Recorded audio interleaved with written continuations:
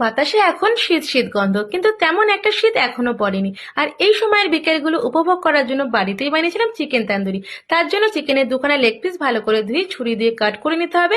তাতে দিয়ে দেবো তারপর হাফ টিস্পুন নুন, হাফ টিস্পুন গোলমরিচ, হাফ টিস্পুন কাশ্মীরি লঙ্কা গুঁড়ো, আর বেশ খানিকটা পাতিলেবু রস মাখিয়ে রেখে তাতে দিয়েছিলাম আদা রসুন কাঁচা লঙ্কার পেস্ট। আবারও ভালো করে সবকিছু মাখিয়ে নেব। ম্যারিনেট করে রেখে দিয়েছিলাম 10 থেকে 15 মিনিট। আর এখানে একটা মশলা বানানোর জন্য ফ্রাইং প্যানে বেশ খানিকটা সর্ষের তেল গরম করে একটা বোলের মধ্যে নিয়ে তাতে দিয়েছি 1 টিস্পুন কাশ্মীরি লঙ্কা গুঁড়ো, ভালো করে মিশিয়ে নিয়েছি। এতে কালারটা ভালো আসে। এরপর জল ঝরিয়ে রাখা টক দই, 1 টিস্পুন বিট নুন, 1 টিস্পুন চাট মশলা, 1 টিস্পুন গোলমরিচ গুঁড়ো আর বেশ খানিকটা তন্দুরি মশলা ভালো করে মিশিয়ে নিই। তাতে তারপর দিয়েছিলাম হাফ টিস্পুন জিরে গুঁড়ো আর খানিকটা চিনি। তোমরা চাইলে চিনিটা অ্যাভয়েডও করতে পারো, আমি স্বাদটা ব্যালেন্সের জন্য চিনি অ্যাড করেছি। এবার চিকেনের লেগ পিসগুলো সব কিছু ভালো করে মাখিয়ে ম্যারিনেট করে রেখেছিলাম আমি 3 থেকে 4 ঘন্টা মতন। তারপর ফ্রিজ থেকে 4 ঘন্টা পর বের করে নিয়েছি। আর আমি এটা যেহেতু মাইক্রোওভেনে করবো, তাই মাইক্রোওভেনের প্লেটের মধ্যে আমি সাদা তেল ব্রাশ করে চিকেনের লেগ পিসগুলো দিয়ে তাতে এক্সট্রা মশলাগুলো ব্রাশের সাহায্যে লাগিয়ে দিয়েছি এভাবে।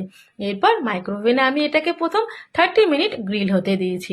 30 মিনিট পর দেখো ওপরটা কুক হয়ে গেছে, তাই জন্য আমরা আবার এটাকে উল্টে দিয়ে অপর দিকটা হতে দেবো ভালো মতন কুক।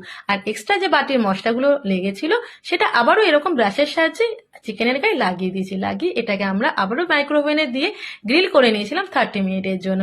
যতক্ষণ এই মাইক্রোওভেনে এটা গ্রিল হতে থাকবে ততক্ষণ আমরা তন্দুরি চাটনিটা বানিয়ে নিই। তার জন্য মিক্সিং বলে ধনে পাতা, পুদিনা পাতা, টক দই, লঙ্কা, আদা, রসুন, 1 teaspoon chaat masala, 1 teaspoon bit নুন দিয়ে রেডি করে নিলাম তন্দুরির চাটনিটা।